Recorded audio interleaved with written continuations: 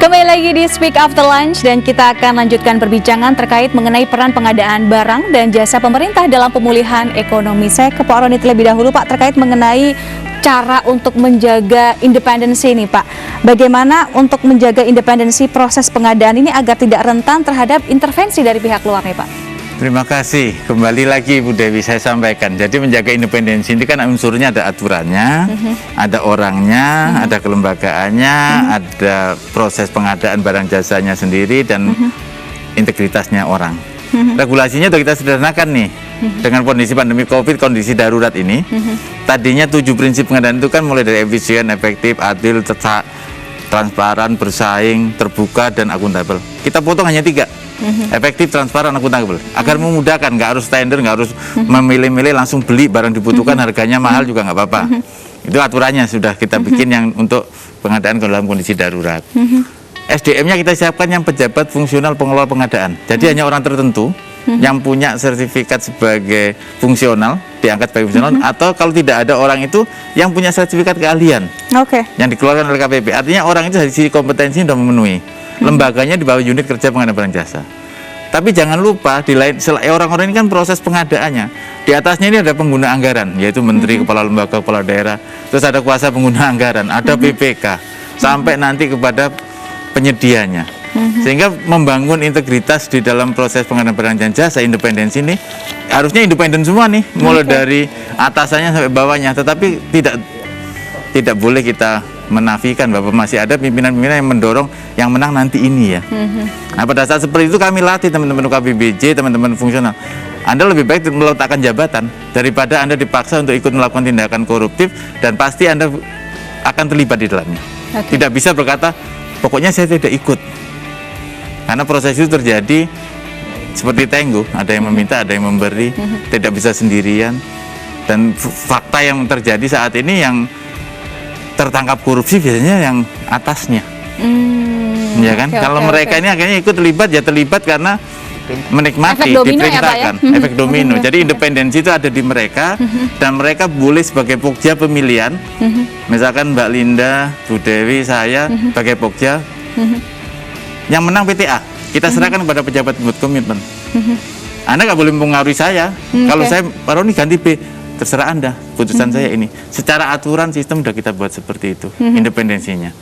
Dan saat ini kan kita sudah merubah peraturan presiden nomor 16 tahun 2018 tentang pengadaan barang jasa. Kita rubah 2 Februari 2021 diundangkan.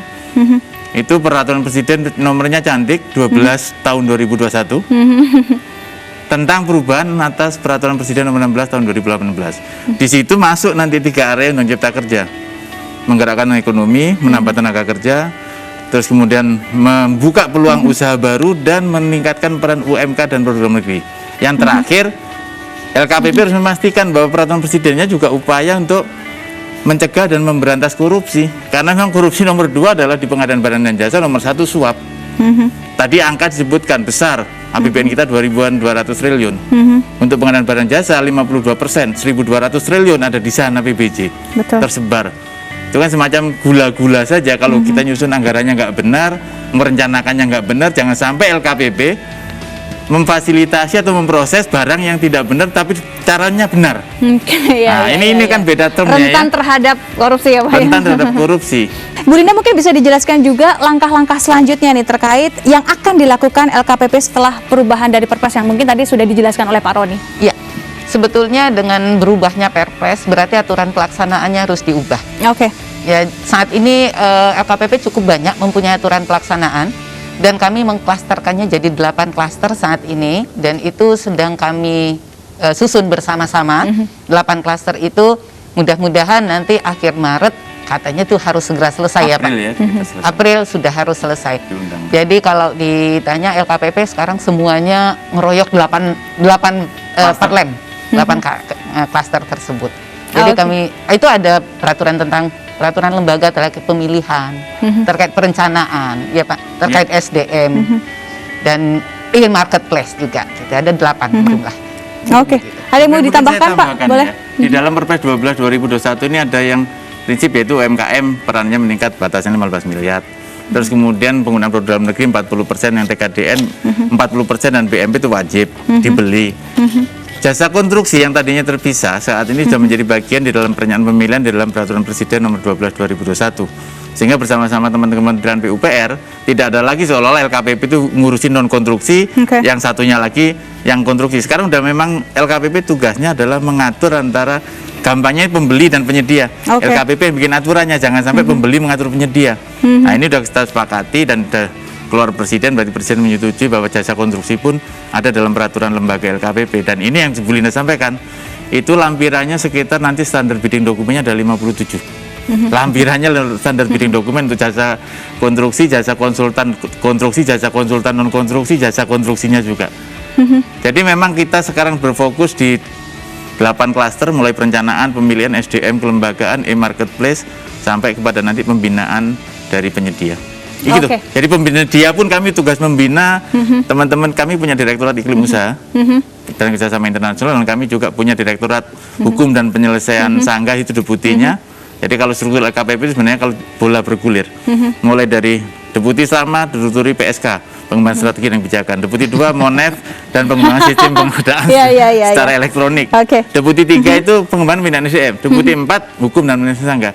Jadi 4 ini membuat kita yakin bahwa dengan pengadaan yang benar sebenarnya teman-teman ini harus merumuskan yang simple, sederhana tapi akuntabel. Dan etika pengadaan harus dijaga betul oleh mereka.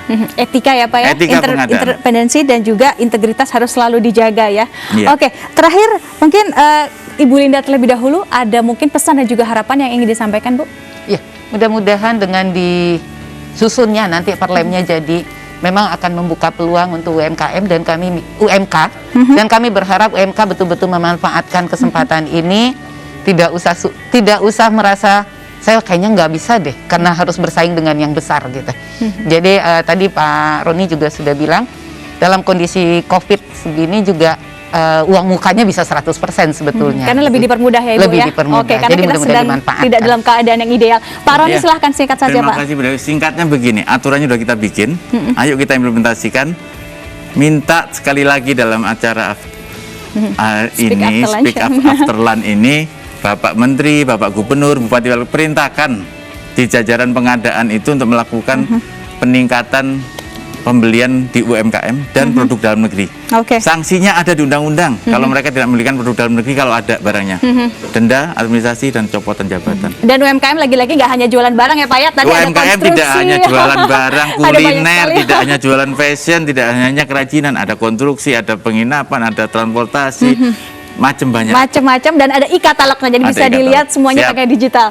Ya, pemirsa, tanpa terasa kita sudah sampai di penghujung acara Speak After Lunch, dan sekali lagi terima kasih kepada Bapak Rodi Dwi Susanto selaku Kepala dari LKPP dan juga Ibu Insinyur Gus Melinda Rahmi Mahfiz selaku PLT Kepala Biro Humas Sistem Informasi dan Umum LKPP. Terima kasih Bapak dan Ibu sudah hadir di Speak After Lunch. Terima kasih. Dan semoga tayangan ini bisa memberikan informasi bermanfaat untuk kita semua. Saya Dewi Kumala mohon pamit undur diri, sampai jumpa.